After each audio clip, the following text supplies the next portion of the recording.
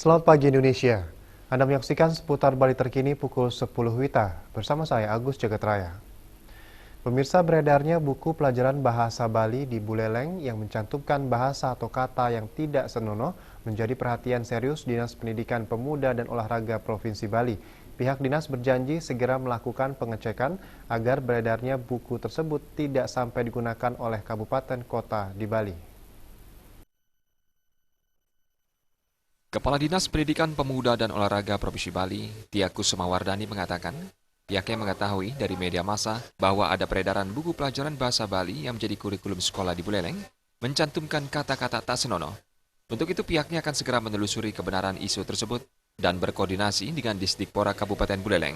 Di samping itu akan menelusuri pihak-pihak yang terlibat dalam pencetakan buku tersebut. Bila nanti diketahui terjadi kesengajaan atau kesalahan, pihaknya akan melakukan koordinasi dengan Disdikpora Kabupaten terkait sanksi yang diberikan.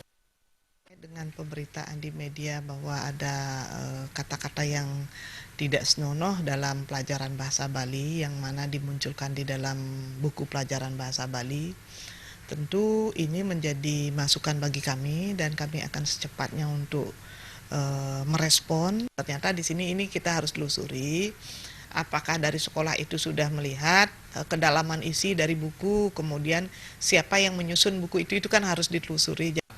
Kalau melihat dari sanksi, ini kan masalah kewenangan kalau seperti diketahui kalau semua jenjang guru dari TK, SD, SMP, SMA, SMK itu kan kewenangan dari kabupaten kota.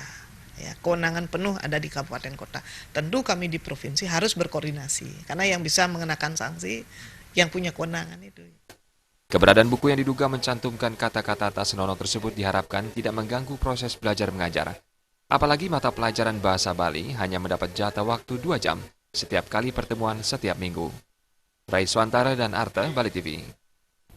Pemirsa, demikian seputar Bali terkini kali ini. Nantikan informasi menarik kami lainnya dalam seputar Bali terkini 1 jam mendatang. Salam Indonesia.